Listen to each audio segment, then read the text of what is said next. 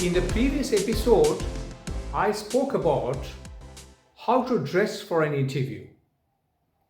And those of you who have watched the video might have noticed that I had spoken only about how should a man dress himself to appear for an interview. I didn't speak about how should a lady or how should a woman dress.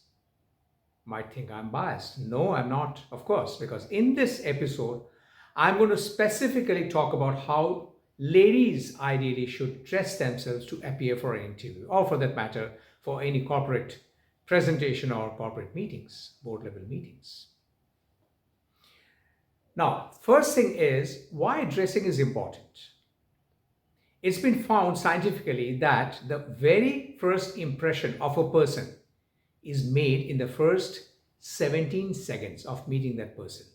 17 seconds. And it's also been established by statistics that 60 to 80% of the image of a person is formed in the first 4 minutes. So as you can very well understand how important it is for you to present yourself visually. And obviously one of the major tools of presenting yourself visually is through your dress. That's why we have to need to speak about dressing and dressing sense separately, right? Now, coming to women's dress. The objective of dressing is, of course, to make you attractive, but especially when it comes to a meeting or an interview, dressing should not be so gaudy that it distracts the people that you're speaking to. For example, the members of the interview board get distracted from you as a person, from your face, from what you are speaking. It should not be so overwhelming that people get distracted to your dress from your face or from what you're speaking. Now, this is more relevant for women rather than men. See, when a lady enters an interview board, of course, she has to dress professionally because she is going for a profession. That goes without saying. Now, what do we mean by professionally dressing, especially for a lady? She can wear a Western dress like a shirt and a skirt, or she can wear a saree, or if she is comfortable in trousers, she can also wear trousers.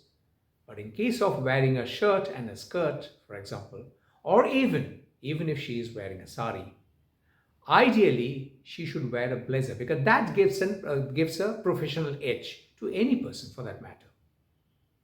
Now, what may be the colors of the shirt? As I said in the previous episode, there are certain colors which are masculine, there are certain colors which are feminine.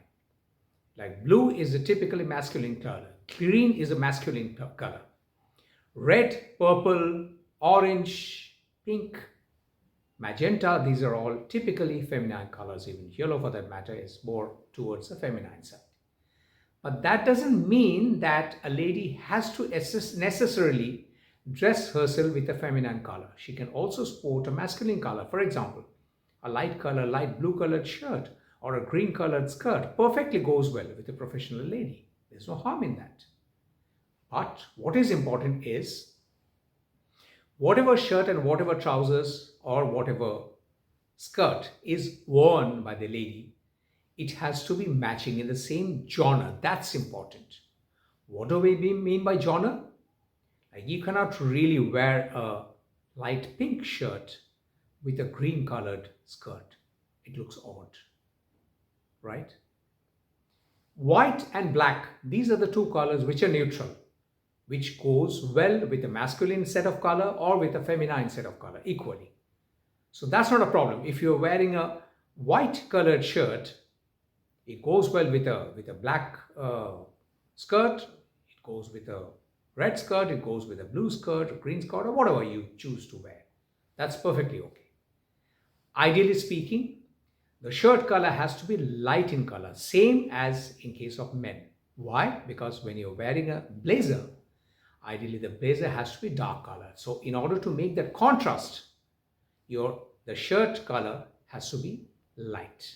It can be white, it can be off-white, it can be creamish, it can be yellowish, it can be very light, pinkish, it can be light brownish, it can be light blue as well, but not dark, brown or black, or that should not be ideally the shirt color. Similarly, the skirt color has also to be in contrast, which is a dark color skirt. In case of saris, of course, you can wear any color of sari so long it contrasts with the blazer. So that's why it's also important to have some kind of a not too gaudy a sari, too gorgeous a sari, but a light colored sari. Now, if you're wearing a skirt, here's my suggestion. Please do not wear red colored skirt. There's a reason for it. Red has got, amongst all the colors, the largest or the longest wavelength, and it catches our attention immediately. So if you're wearing a red colored skirt with a, let's say, white colored shirt or something, it immediately distracts the interview board members from what you're saying or from your face to your dress, which ideally should not happen. It should make you pleasing but not distracting, right? So far as ornaments are concerned, you need to wear, of course, any jewelry like a earring or a necklace, a bracelet, or whatever you want to wear. But then please make sure that the earring especially should not be too long or too large or too dangling. That again distracts the attention of the interview board. So it should be very decent and very sober looking earrings. You can wear a finger ring, definitely. You can wear bracelets, you can wear, jewelries, what they call the bangles. So these all go well. And please do put a perfume, because there's something called an olfactory non-verbal communication, which is through the nostrils, we sense about, or we form an impression about another person. So when a lady enters, or even for that matter, a gentleman also, when he enters or she enters, the smell of that particular person should have a pleasing effect on the interview board. So please put a soft kind of a perfume so that it pleases the ambience altogether.